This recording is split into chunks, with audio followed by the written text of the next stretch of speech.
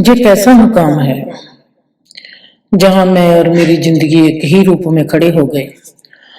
आज मैं जान सकती हूँ, मैं ये भी कह सकती हूँ कि आज मैं समझ सकती हूँ कि कब जिंदगी क्या कहती है और मेरी जिंदगी की रफ्तार क्या है। आज मैं ये भी समझ सकती हूँ कि मेरे मन की सोच क्या है, जहाँ मेरी रूह का भाव क्या है। जब मैं जिस चीज को समझना चाहती हूँ, क्या मैं उसको समझ सकती हूँ, ये भी मुझको आज सवाल करना नहीं पड़ता। ये मुकाम कितना साफ और खूबसूरत है, जिसमें से मैं जिंदगी को साफ देख सकती हूँ। मैं देखती हूँ और अपने आप को सवाल करती हूँ, क्या मैं और मेरी जिंदगी एक ही है? जहाँ मैं और जो मेरा जे आज का मुकाम है, मतलब कि जो मेरा डिमेंशन है, क्या ये दो हैं या एक ही है? मुझको लगता है कि ये ऐसा डिमेंशन है जिसमें हर मुकाम एक दूसरे में घुलता है। आज मेरे जीवन के हर हिस्से के साथ मेरा घुलना और हर हिस्से का मेरे साथ एक हो जाना मुझको उस हिस्से की हर समझ को समझाता है। ये सवाल क्या है? हम जो अपने आप को करते हैं सवाल, ये सवाल क्या होते हैं? सवाल एक सोच ही है जो हमको हमारे आने वाले वक्त के कदमों की ओर लेके जाती है। कहते हैं कि मैंने भी बहुत बार सुना है कि व्यक्ति की समझ की पहचान सवालों से आती है, जीने की पहचान शब्दों से आती है और किरदार की पहचान दोस्तों से आती है। जो मेरा अनुभव पहले तो हुआ नहीं था, जो मेरा अनुभव तब हुआ जब मेरे सवालों ने ही मुझको मेरी मंजिल दिखा दी थी। किरदार की समझ ही नहीं आई सी, क्योंकि दोस्तों का कारवां अलग अलग होना शुरू हो गया था। जब मेरा रास्ता बदला तो लोगों का, मेरे दोस्त लोगों का कारवां अलग होना शुरू हो गया और मैं उनसे अलग होने लगी। पर जीना और शब्द ने जो मेरे ये एक साथ ही दोनों बड़े होने लगे। मेरा जीना भी बदल गया और मेरे शब्दों की जो शब्दावली सी वो भी बदलने लगी। आज जब मैंने जिंदगी से सवाल पूछा तो जिंदगी ने मुझसे भी सवाल पूछना शुरू किया था। क्या आप इस मुकाम को समझ सकते हो? मैं ये सवाल आप सबको करती हूँ। क्या आप इस मुकाम को समझ सकते हो कि कैसे हम खुद को खुद की ही जिंदगी से अलग देख सकते हैं? जैसे मैंने और अपनी जिंदगी को अलग अलग देखना है, क्या मैं देख सकती हूँ जिसको कहते हैं नीति नीति, या जिसको कहते हैं वेदों में गवाह के रूप में खुद को देखना? क्या आप इस मुकाम को समझ सकते हो? आज ये सवाल आप सबके लिए है इस वक्त। जैसे मैंने लास्ट वीडियो में मैंने आप सबको बताया था कि मैंने जिंदगी से इनलाइटमेंट की स्थिति और अवस्था के बारे में सवाल किया है, तो जिंदगी ने मुझसे ही पूछना शुरू कर दिया कि जिंदर तेरे पास तो चुप का बहुत गहरा अनुभव है, क्या तुम आज मुझको ये बता सकती है कि चुप क्या है? और मैंने लास्ट वीडियो में इस सवाल का जवाब दिया था। आज मैं आप सबको वो बताना है जो इस ब्रह्मांड के खालीपन ने मुझको बताया था कि इनलाइटमेंट क्या होती है। पहले आज मैं आपको उस अनुभव की ओर लेके जाती हूँ जब हम चुप डिमेंशन के वसनीक बन जाते हैं। तो चुप का वो जो डिमेंशन है, हर जीव उस डिमेंशन में खुद को अपने ही सेंटर में देखता है। मतलब कि वो सेंटर में देखता है अपने आप को। मतलब कि चुप की गहराई का वो जो डिमेंशन है, जो असली है, जिसको हम मानेंगे कि ये सही है, अगर वो सही डिमेंशन है चुप का, तो वहां पर एक ही घटना घटती है। हर स्थिति में, हर अवस्था में व्यक्ति अपने आप को ब्रह्मांड के सेंटर में पाता है।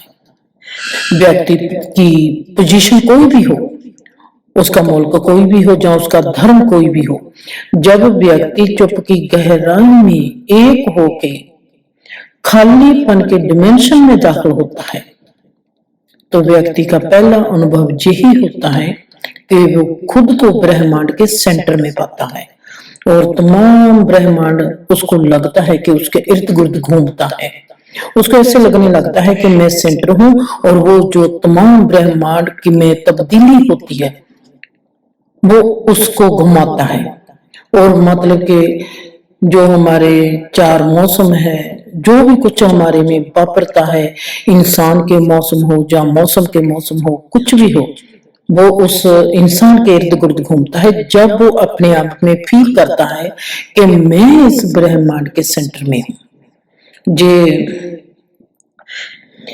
खुद को ब्रह्मांड के सेंटर में है और तमाम ब्रह्मांड उसके आले दुआले घूमता है, ऐसा उसको प्रतीत होता है। और ये अनुभव बिल्कुल सच्चा है। और क्यों ऐसा लगता है, इसकी चर्चा हम आने वाले एपिसोडों में करेंगे। जहां पर बात आज और किसी बात की हो रही है जो बहुत ही गहरा अनुभव है, जिसमें अनंतता की गहराई का भेद छुपा हुआ है। ये पहला कदम है जब कोई भी व्यक्ति ब्रह्मांड के साथ एक होने लगता है। आप सब ने ये इस पहले कदम को याद रखना है, क्योंकि इसको हमने फिर उठाना है। ये पहला कदम है जब व्यक्ति ब्रह्मांड के साथ एक होने लगता है, जब वो अपने आप को सेंटर में पाता है। ये पहला कदम है। अब है आज मेरा वो सवाल जिसको जवाब जिंदगी देती है। सवाल क्या था? मैंने ब्रह्मांड से पूछा था कि असली एनलाइटमेंट किसको कहते हैं। ब्रह्मांड ने जवाब दिया, जिंदगी ने जवाब दिया, या चुप ने जवाब दिया, जब मेरी गहरी चेतना ने जवाब दिया, या फिर हम कहेंगे कि रब ने जवाब दिया। मैं कुछ भी कहूं, सब सच है, पर मैं कहती हूं कि जिंदगी ने जवाब दिया। जे मैं क्यों कहती हूँ, मैंने जिंदगी लफ्ज को क्यों चूज किया? क्योंकि जिंदगी हमारे सबके पास है। हम सब जिंदगी में हैं। जिंदगी में सब मुल्क, सब धर्म, सब धारणाएं समा जाती है। जिंदगी के लिए कोई आस्तिक नहीं, कोई नास्तिक नहीं। जिंदगी को सब प्यार करते हैं, चाहे जिंदगी के पल गमी के हो, चाहे खुशी के हैं। सो जिंदगी के साथ हम सबका नाता एक जैसा है और हम सबका प्यार और हम सबका भाव भी एक जैसा है। सो मैं इस जिंदगी लफ्ज को पकड़ के आप सबके साथ बात करती हूँ। मैंने पूछा जिंदगी से, और जिंदगी मेरे को क्या कहती है कि इनलाइटमेंट में एक घटना ये घटती है कि व्यक्ति को खुद का सिर, मतलब कि दिमाग, ऐसे लगता है कि जैसे रोशनी से भर गया। मैंने पूछा मतलब? जिंदगी ने कहा कि व्यक्ति को लगेगा कि जैसे व्यक्ति के दिमाग में अचानक कोई हजारों वोल्ट वाला बल्ब जग गया हो। मुझे याद आई वो पल, जिन पलों में मैंने खुद की आंखों को रोशनी से भरते हुए देखा था। जैसे कि मेरी आंखों में अचानक कोई स्विच ऑन हो गया और मेरी आंखें दोनों ऐसे लगता था कि बल्ब बन गई और रोशनी से भर गई। वो क्या हुआ था वो मैं आज भी चाहे नहीं जानती।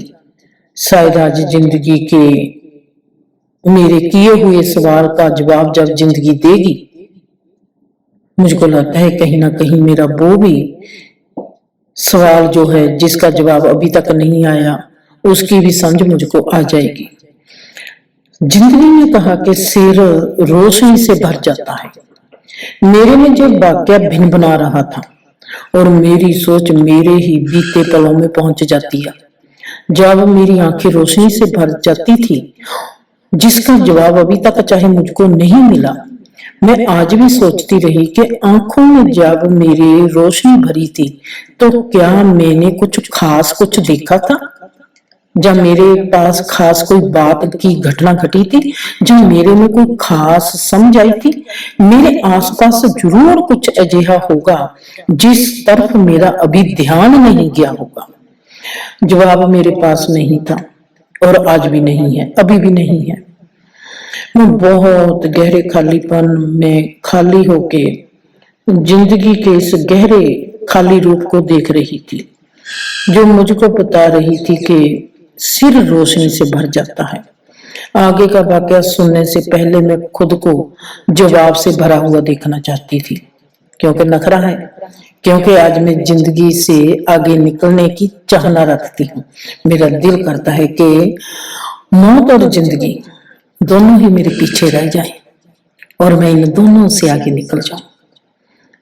अचानक मुझे याद आया जब मेरी आंखें रोशनी से भरी सी और मेरे शरीर में तंदुरुस्ती आई थी, जैसे कि कोई दिव्या शक्तियां और उसने कोई दिव्या लेजर मारा है जिससे मेरे में दिव्या को तंदुरुस्ती आई है।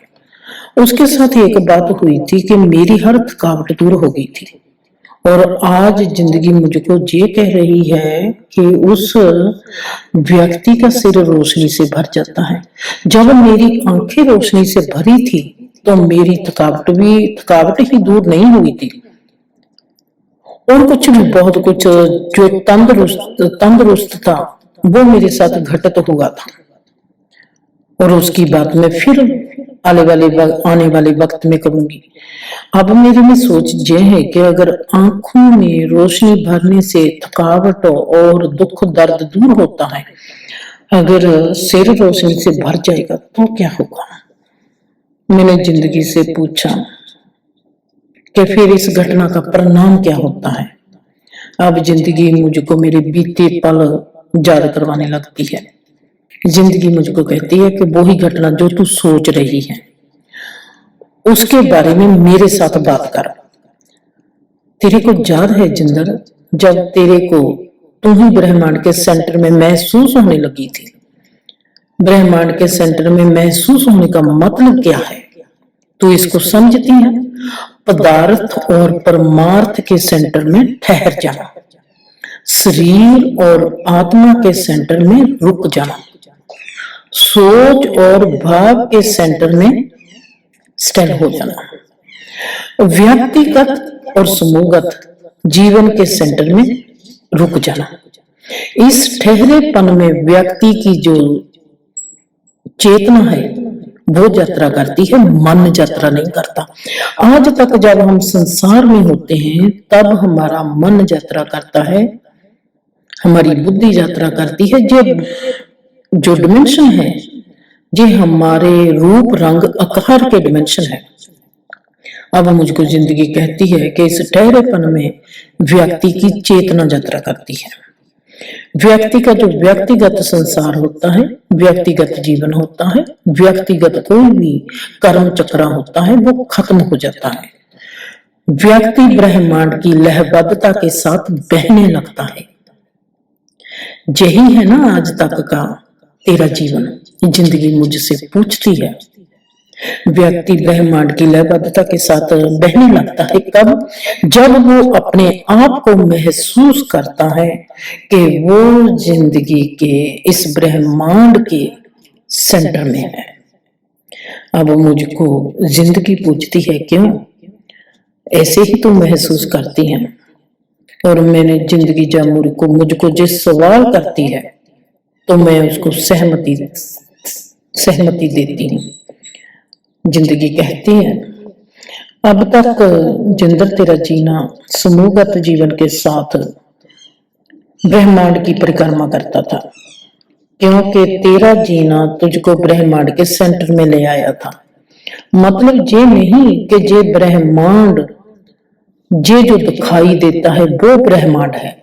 मैं उस ब्रह्मांड की बात करती हूँ। जिंदगी मुझको कहती है मैं उस ब्रह्मांड की बात करती हूँ जो तेरे अपने तेरे खुद के रहस्य से एक ऐसा डिमेंशन भरा हुआ है तेरे खुद में, जो वो ब्रह्मांड ही है जिसको तुम समझने और जानने लगी है। तुम उसके सेंटर में है। वो सेंटर तुझको ले जाकर खड़ा करता है जो समूहगत ब्रह्मांड का सेंटर है, जिसको हम कहते हैं यूनिवर्स। उस ब्रह्मांड में तेरा ठहर जाना ही तेरे को सेंटर की अनुभूति देता है, जो कि बिल्कुल सही है। अब ये जो घटना है जिसको इनलाइटनमेंट कहते हैं, ज्ञान उदय कहते हैं, ये व्यक्ति को ऐसा दिखाती है जब व्यक्ति का सिर रोशनी से भर जाता है, उसको ऐसे लगता है कि जैसे हजारों बुलेट वाला बल्ब उसके सिर में जल गया। तो व्यक्ति अपनी उस असलियत में खड़ा हो जाता है जो सही है। वहां पर व्यक्ति ये महसूस करता है कि मैं रोशनी का स्रोत हूं। जब वो ब्रह्मांड के सेंटर में खड़ा होता है, अपने सेंटर में खड़ा होता है, वहां पर उसको महसूस होता है कि मैं ब्रह्मांड के सेंटर में हूं और ये ब्रह्मांड मेरे आले दुआले घूमता है।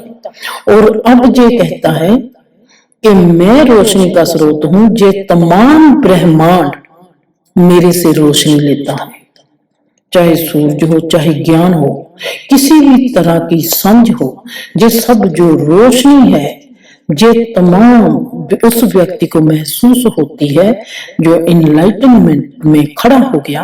वो उसमें ये स्रोत जगता है, जहां वो उस यूनिवर्स के उस स्रोत में जाकर खड़ा हो जाता है, जहां पर उसको लगता है कि इस तमाम ब्रह्मांड को, तमाम जीवन को रोशनी देने वाला मैं हूं। मतलब कि हर तरह की रोशनी का केंद्र वो व्यक्ति होता है। जिंदगी का जवाब सुन के 3 दिन मेरे से उठा नहीं गया। मेरे बहुत गहरे अनुभव होने की वजह से ही मेरा भरोसा और मेरी श्रद्धा सदा मुझको चुप में ठहरा के चली जाती थी और मुझको स्थिर रहने में रोक देती थी। मतलब कि चुप में मेरी पालना करने लगती थी, मुझको पालने लगती थी और मैं चुप में बड़ी होने लगती थी। मतलब क्या है चुप में बड़ी होना? मतलब कि चुप में मेरी वो समझ को बड़ा करने लगती थी, मुझको समझाती थी।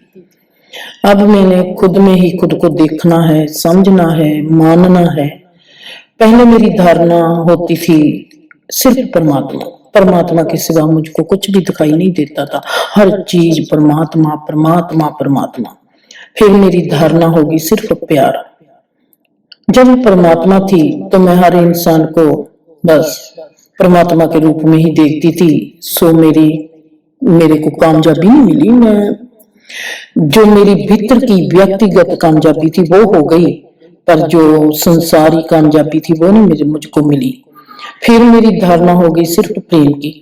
आज भी वो धारणा मेरे साथ है। मैं इंसान के साथ डील नहीं कर सकती, मैं इंसान को सिर्फ प्यार कर सकती हूँ। कोई भी इंसान हो, कोई भी जीव हो, कोई भी हालात हो, मेरे में सिर्फ प्यार है। फिर मेरी धारणा सिर्फ प्यार की होगी।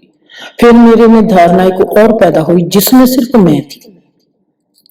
मैंने क्या करना है, मैंने कैसे जीना है, मेरा व्यक्तिगत रूप मेरे आगे आने लगा। आज मेरी धारणा शून्य में चली गई। जब से मेरी जिंदगी मुझको जवाब देती है कि इनलाइटमेंट ये होती है, तब से मेरी जो धारणा है वो शून्य हो गई। तकरीबन मैं 20 घंटे बिस्तरे पर लेटी रही और चुप हुए अपने अस्तित्व को देखती रही। मेरे पास मैं ही नहीं थी। मैं ऐसे नहीं कह सकती कि मेरे पास मैं ही नहीं थी। मेरे पास तो कोई लफ्ज भी नहीं था, कोई विचार भी नहीं था। मैं कैसे करती? मैं चुप में चुप, खामोशी में खामोश, खालीपन में खाली। दूसरी सवेर का वक्त था 3:37। जब मेरी आंखों के दरवाजे खुलने लगे तो जिंदगी ने आके उसी वक्त मेरे होंठों पर मुस्कान के रूप में दस्तक दे दी। मेरी होंठों की मुस्कान की लहरा मुझको पता है कि मेरी आंखों में तैरने लगी। मैं आंखें मीट कर लेटी हूँ। होंठों की मुस्कान और आंखों में जो हंसी का तैरना था, उसका एहसास मेरे में बहुत गहरा था और मैं धन्यवाद करती हूँ। पर खुद के गहरे नखरे में नाच भी रही हूँ। ये किसकी रहमत है? मैं खुद को सवाल करती हूँ, ये किसकी रहमत है? जिंदगी की रहमत है या परमात्मा की? जहाँ किसी ने दुआ दी है, जहाँ किसी ऋषि की, जहाँ किसी पैगंबर की, जहाँ फिर इस ब्रह्मांड की। मेरे रोम रोम में था थैया होने लगा था। चाहे कुछ भी समझ नहीं आई, पर जिसके आने की खबर थी वो लाजवाब बेमिसाल अनुभूति का आगमन ही मुझको नचाने लगा। मेरी अधखुली आंखों में से झलकती जिंदगी का एहसास मुझको फिर कहने लगा, ये वो मुकाम है जिससे शुरू होती है जिंदल शून्य डिमेंशन की शुरुआत। कैसे ऊर्जा ऊर्जावान होती है, कैसे रूप रंग आकारों की उत्पत्ति होती है। जिस शुद्ध ब्रह्म ज्ञान का डिमेंशन है। मैंने जिंदगी से पूछा, जो अब तक मेरे साथ अद्भुत खेल खेला जा रहा था, तो फिर वो क्या था? जिंदगी कहती है, ये सेंटर में खेलते खिलाड़ी का खेल था। वो सेंटर में खेल रहे खिलाड़ी का खेल था, जैसे खुद के सेंटर में से खेलता है, जहां पर व्यक्ति की व्यक्तिगत अभिव्यक्त होती है, जो शुद्ध ज्ञान का मैदान था। और जब व्यक्ति को ये अनुभव होने लगता है कि उसका सिर रोशनी से भर गया है और उसको ऐसे लगता है कि वो रोशनी का स्रोत है, जहां से जे ब्रह्मांड की रोशनी उत्पन्न होती है, तो उसके बाद का जीवन जो होता है वो शुद्ध और असली ब्रह्म ज्ञान का डिमेंशन होता है। मैं फिर अपनी जिंदगी से पूछती हूँ लेटी लेटी कि जो मेरे आज के सब अनुभव है, ये सब सिर्फ ज्ञान है, तो ब्रह्म ज्ञान में क्या होगा? जिंदगी ने मेरे को कहती है, जिंदगी मुझको कहती है, मेरे को बताने लगती है, तत्व ज्ञान, प्रकृति क्या है, ब्रह्मांड की संरचना कैसे है। जिस ज्ञान जिसको तू कहती है सदा ही मैंने परमात्मा से पूछना है, जे आम का स्वाद तूने कैसे बनाया, जी तेरे में विचार कैसे आया कि तुमने चीकू बनाना है, जी तूने कैसे सोचा कि इंसान की आंख ऐसे बनानी है, कान ऐसे बनाने हैं, कान कैसे सुन लेते हैं। ये जो तत्व ज्ञान है, जो प्रकृति और ब्रह्मांड की संरचना का जो सब ज्ञान है, जो ब्रह्म ज्ञान है। मैंने फिर से पूछा, कोई ऐसा शास्त्र है जो मुझको तत्व ज्ञान की ऐसी समझ दे सके जितना तू मुझको इजी समझाती है? जिंदगी कहती है, शास्त्रों की समझ खुद के अनुभव से ही होती है। सब कुछ है जीवन में, सब तेरे आले दुआले है, कण कण में सब तत्व ज्ञान ही है। हर चीज खुद को बयान कर रही है जिंदड़ा, सिर्फ सुनना आना चाहिए। हर चीज खुद को लिख रही है, सिर्फ पढ़ना आना चाहिए। क्या तेरे को लगता है जिंदड़ा कि तुम जो फल का पेड़ है जो बाहर लगा हुआ है, तो उसकी बात को अभी समझ सकती है? मैंने खिड़की में से तूत के पेड़ को देखा। कुछ पल देखने के बाद मैंने कहा, इस पल को मैं नहीं पढ़ सकती। मेरी जिंदगी मुझसे पूछती है, क्यों नहीं, तो क्यों नहीं पढ़ सकती? मैंने कहा कि मुझको चुप में जाना पड़ेगा, ध्यान लगाना पड़ेगा, मुझको खाली होना पड़ेगा। इस वक्त मैं तेरे साथ हूँ, मैं तेरे साथ बात करती हूँ। वो कहती है कि जी भी तो बात इसीलिए कर रही है ना कि तू चुप है, खाली है। मैंने कहा, देख अब तू जीत गई। मैं सोचा था आज मैंने जीतना है तेरे से, पर तुम जीत गई। मेरे को तो अभी चुप होकर ध्यान में जाना पड़ेगा, फिर होगा। जब मैंने हां से सिर हिलाया तो जिंदगी मुझको कहती है, जब जिंदर सिर रोशनी से भर जाता है, मतलब कि दिमाग के हर जंतर में चुप, खालीपन, श्रद्धा, भरोसा, निस्वार्थ, इंसाफ, प्यार, दयालुता, जितने भी तुम 36 गुणों की बात करती है ना, जिस 36 गुण, जिस सब के अपने अपने यात्रा होती है, अपनी अपनी क्वालिटी होती है, अपना अपना मुकाम होता है। जो सब के सब जितने भी गुण हैं, अवगुण हैं, ये सब हमारे दिमाग को साफ भी करते हैं, गंदा भी करते हैं। हमारा जो दिमाग है एक जंत्र है, व्यक्ति का जीवन जब दैवी गुणों से संपूर्ण हो जाता है तो ये जो दिमागी जंत्र का सिस्टम है ये 100% साफ हो जाता है, तो वो खुद में ही ब्रह्म ज्ञान का केंद्र बन जाता है। ये बात चाहे मुझको साइंस और धर्म की नजर से 100% ठीक लगी, तो मेरे में और भी गहरे सवाल भिन्न बनाने लगे, जिसकी बात हम करेंगे आने वाले वक्त में। पर मैं सवाल आपको कह देती हूँ, जैसे कि मेरे को आया अगर 100% दिमाग जब साफ हो जाता है, देवी गुण उसको साफ करते हैं, मतलब कि हमारे डिवाइन गुण, हमारे असली 36 गुण उसको साफ करते हैं। 36 गुण के जब हम बन जाते हैं मालिक, उस वक्त हमारा दिमाग का दिमागी जंत्र है जो इसका सिस्टम है साफ हो जाता है, वो खुद न खुद ब्रह्म ज्ञान का केंद्र बन जाता है। फिर परमात्मा क्या है? हम परमात्मा किसको कहते हैं? फिर तो मेरे में आने लगा कि अवतार कौन बनता है, अवतारा किसको कहते हैं। फिर मेरे में आने लगा कि पैगंबर किसको कहते हैं, जी पैगंबर क्या है, जमराज क्या है, धर्मराज क्या है, जी सब क्या है। ये हमारे ऋषि मुनियों ने किस चीज को कहा है, किसको कहा है। साइंस के हिसाब से भी ये बात सही है कि 100% हमारे देवी गुण हमारे दिमाग को ब्रह्म ज्ञान का जंतर बना देंगे। और धर्म भी यही कहता है, इसी को कहते हैं सहस्त्रदाल कमल खिल गया, रोशन हो गया, उसमें सूर्य की रोशनी ही नहीं, ज्ञान की, इस ब्रह्मांड की, इस प्रकृति की, हर जरे जरे की रोशनी से भर गया। मतलब कि इंसान को समझ आ गई। पर मेरा फिर सवाल आ गया, अब इनलाइटमेंट के बाद की जिंदगी क्या होगी? क्या आपने कभी पढ़ा है? क्या आपने कभी ऐसा कोई शास्त्र या कोई ऐसा धर्म का पुस्तक पढ़ी है जिसमें लिखा हो मौत के बाद जे होता है, निर्वाणा के बाद जे होता है, ब्रह्म मुहूर्त के बाद जे होता है, ब्रह्मांड के बाद जे होता है, इनलाइटमेंट के बाद जे होता है।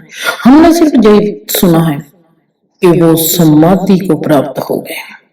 ये समाधि क्या है? समाधि को प्राप्ति होगी तो अब उनका जो एहसास था, जो अस्तित्व था, वो कहाँ है, कैसा है, क्या है। साथ बने रहिएगा। खुश रहो, आबाद रहो, हंसते रहो, बसते रहो।